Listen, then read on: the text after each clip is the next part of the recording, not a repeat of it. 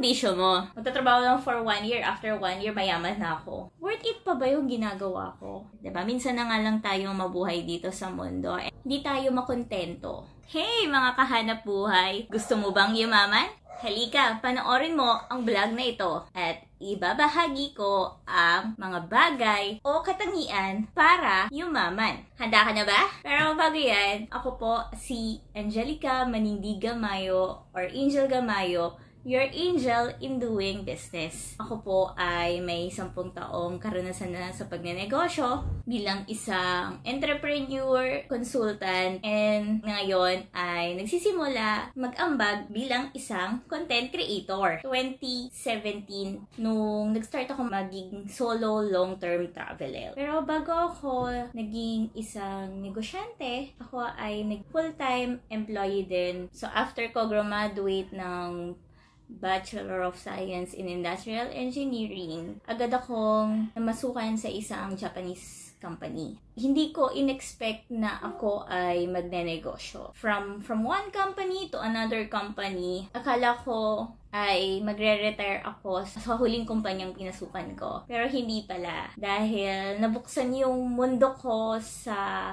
pagsisilbi. Aside from may full-time job ako, I'm into Sunday, parang Sunday school. And every Sunday, I dedicate my time sa pag-serve sa ministry, which is the Awesome Kids Ministry dito sa amin. Or sometimes, every Friday, I am with a community, mga single young, beautiful professionals, ang lingkod ng Panginoon, Alabang. For 5 years, doon ako nagsilbi as their financial head for our branch. So, ako natuto about sa non-profit organization. Paano mag-fundraising, budgeting, mag-forecasting. And I really love numbers. So, nung mga panahon na I do different volunteering, nag-solo long-term traveling ako. And bakit po ba ito kwento, binabahagi? Kaya ako to ibinabahagi kasi malaking part yung mga experiences ko, mga past experiences ko, kung anong meron ako ngayon at masasabi ko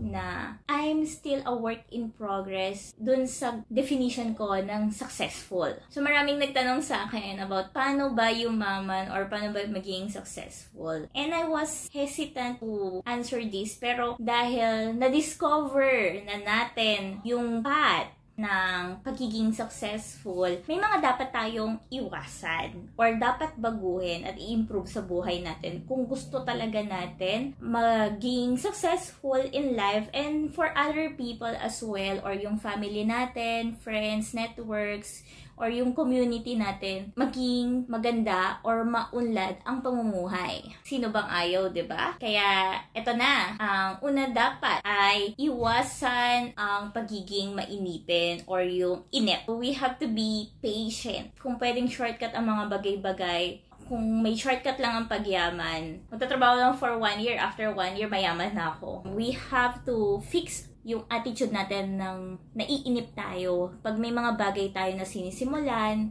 Yan, and sometimes hindi siya agad nagbibigay ng fruitful result. Nagiging nainipin tayo na feeling natin, Lord, bakit ang tagal? Ang sipag ko naman. Yung mga ganon. Pero may mga bagay talaga na it would take time and you have to really trust and enjoy the process of doing it. Actually, ako din, kalaban ko yung inip. Lord, bakit ganon? Hindi ko napapasweldo yung sarili ko. Pero first 3 years of the business, tapos nag-pandemic pa. May patutunguhan pa ba yung ginagawa ko? Napapaisip ako minsan na to divert my attention, time. Worth it pa ba yung ginagawa ko? Kalaban talaga nating mga negosyante or mga pagkainip, part of the process. Paano ba natin malalabanan yung inip? Patience talaga. And importante yung mission or reason why you're doing it. Bakit ka ba nagnenegosyo? para kanino yung pagnenegosyo mo. It's normal, the feeling of pagka-inept, pero we have to be aware and conquer that attitude. We have to really focus on serving our purpose. Ano yung mga priorities ba natin? Para we don't pitfall or mapunta sa rock bottom na yung konti na lang, we get the diamonds na, pero tumigil tayong magmina. Minsan, we just have to pause and laban ulit. Focus ulit. So, number 2, kailangan natin labanan ang inggit. Yan. Normal mainggit. But, yung inggit dapat healthy. Magiging fruitful. Nakakaramdam tayo ng inggit because there are things na hindi natin agad makuha that other people get in an easy way. Pero tingin lang kasi natin yon, yung mga ka-office mate, yung mga kahanap buhay, ka-partner sa negosyo, or sa family. Parang tingin lang natin na it's easy for them to have it. Yung inggit kasi, is really part of growing. Nakakaramdam tayo ng hindi tayo makontento. So, or wala tayong contentment. Kasi we are human. Proseso siya na kailangan mo mapagtugumpayan and make it fruitful.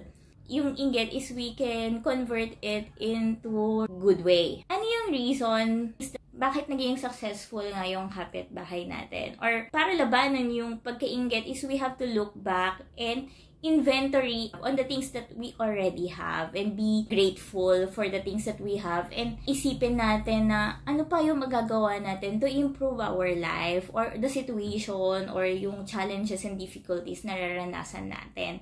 And sure naman ako na tayo ay yayaman using the right inggit. We have to change that inggit into a positive way that it's gonna improve our life. Yon. Kailangan natin gamitin yung isip natin and yung emotions natin that I have to work hard. Kapag naiinggit tayo, it's a reminder na kailangan nating magsipag, magtiyaga sa ating mga ginagawa sa buhay. Ito, yung pangatlo na dapat natin talagang iwasan ay yung mga vices or mga bisyo. Ano-ano nga ba yung mga bisyo na yon? Inuubusan mo ng oras, panahon, tsaka ng resources and pera. Pwedeng yung bisyo mo is your habits, paninigarilyo. Huwag naman maging bisyo yung pagiging addict. Addict into gadgets, luxury items. Magda-drag down talaga yung kabuhayan mo nun na alam mo naman na hindi makakatulong. Pag tinatanong ko yung mga client ko na, anong bisyo mo? Part of the business assessment is, I believe that business and personal is relative. Yan. Kung hindi ka okay kung hindi ka okay in your personal, it would reflect din sa pagnenegosyo mo. May nakuha akong sagot sa isang client ko na ang bisyo ko ay ang negosyo. So, napakagandang pakinggan na yung bisyo mo, it is something that drives you to be better. So, wala naman masama sa pagkakaroon ng bisyo, pero piliin mo yung tamang klase ng bisyo. Yung bisyo na mai-improve yung buhay mo. Bisyo lifestyle that gives value for other people as well.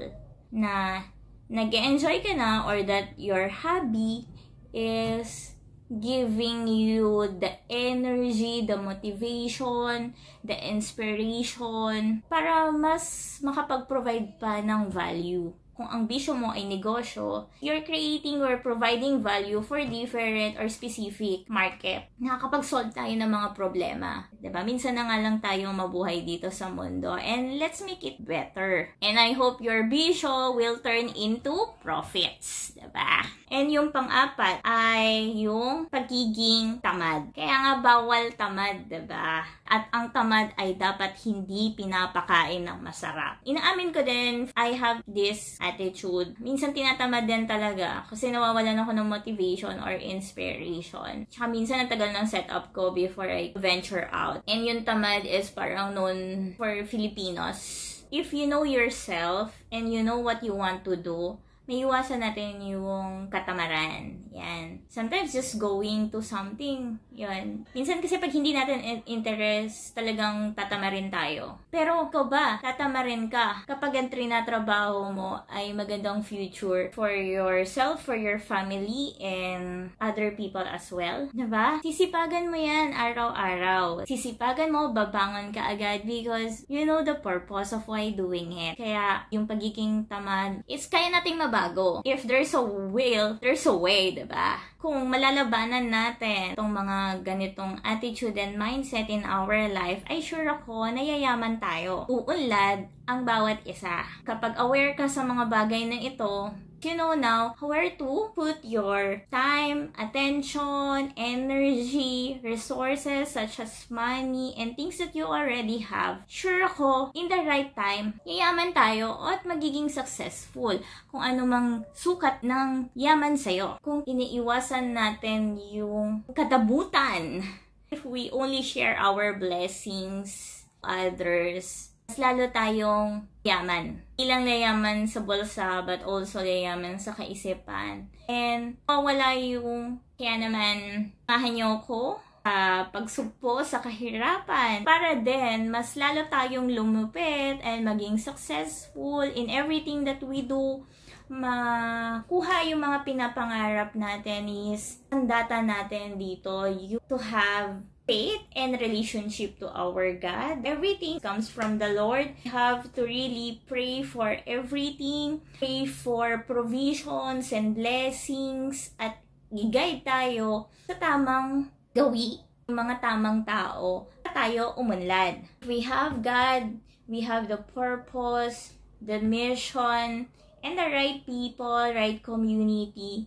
I know, sinisipagan natin. Pero ako, makakamit mo yung gusto mong tagumpay. More than what you ask for and you deserve. Diba nga? Ask and you shall receive. Kaya, mga kahanap buhay, dami nating magagawa. Diin natin na ilagay ang ating oras, panahon, at atensyon sa mga bagay na makapagpaunlad sa akin. Kaya join me to be a better Filipino citizen na may malasakit at puso para maglingkod bawat isa at solusyonan ang mga problema dito sa ating pamayanan o kahit sa ating mga negosyo. Kaya naman meron akong Facebook group na binuo na all about business. Magsama-sama tayo at ibahagi nyo ang inyong kwento na makakapagbigay ng inspirasyon or meron kayong katanungan tungkol sa negosyo ay magtutulungan natin yan. Another page na binuo ko ang all about hanap buhay.